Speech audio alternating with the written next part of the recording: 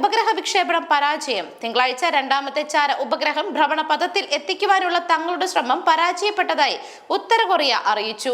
അത് വഹിക്കുന്ന റോക്കറ്റ് ആകാശത്ത് പൊട്ടിത്തെറിച്ചു.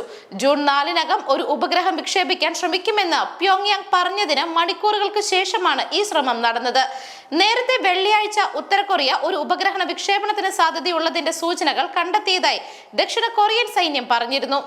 പുതുതായി വികസിപ്പിച്ചെടുത്ത ദ്രവ ഇന്ധന റോക്കറ്റ് മോട്ടറാണ് അപകടത്തിന് കാരണമെന്ന് പ്രാഥമിക വിശകലനത്തിൽ സൂചന ലഭിച്ചുവെങ്കിലും സാധ്യമായ മറ്റു കാരണങ്ങൾ അന്വേഷിച്ചു വരികയാണെന്നാണ് റിപ്പോർട്ടുകളിൽ പറയുന്നത്. വിക്ഷേപണം പരാജയപ്പെട്ടതായി ദക്ഷിണ കൊറിയയിലെയും ജപ്പാനിലെയും ഉദ്യോഗസ്ഥർ നേരത്തെ തന്നെ റിപ്പോർട്ട് ചെയ്തിരുന്നു. രാത്രി 10:44 പടിഞ്ഞാറൻ തീരത്ത് തെക്കൻ പാതയിലാണ് ഉത്തര കൊറിയ വിക്ഷേപണം നടത്തിയത് എന്ന് ദക്ഷിണ കൊറിയയുടെ ജോയിന്റ് ചീഫ് ഓഫ് സ്റ്റാഫ് പറഞ്ഞു. വിക്ഷേപിച്ച 2 മിനിറ്റിനുള്ളിൽ തന്നെ കടലിൽ നിന്നും റോക്കറ്റിന്റെ വലിയ അളവിലുള്ള അവശിഷ്ടങ്ങൾ കണ്ടെത്തിയതായി JCS പറഞ്ഞു. ഉത്തര കൊറിയയുടെ പ്രധാന ബഹിരാകാശ പറക്കൽ കേന്ദ്രം സ്ഥിതി ചെയ്യുന്ന രാജ്യത്തിന്റെ വടക്കു പടിഞ്ഞാറൻ പ്രദേശമായ ഡോങ് ചാങ് റിയിൽ നിന്നാണ് വിക്ഷേപണം ആരംഭിച്ചത് എന്ന് JCS പറഞ്ഞു.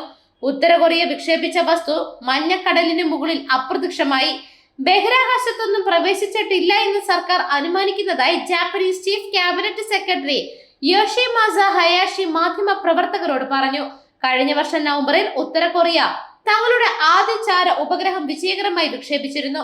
പ്യോങ്യാങ്ങിന്റെ അവകാശവാദം അനുസരിച്ച് ഉപഗ്രഹം പിടിച്ചെടുത്ത വൈറ്റ് ഹൌസിന്റെയും പെന്റഗണിന്റെയും ഫോട്ടോകൾ ഉത്തര കൊറിയയുടെ പരമോന്നത നേതാവ് കിം ജോങ് ഉൻ അവലോകനം ചെയ്തു.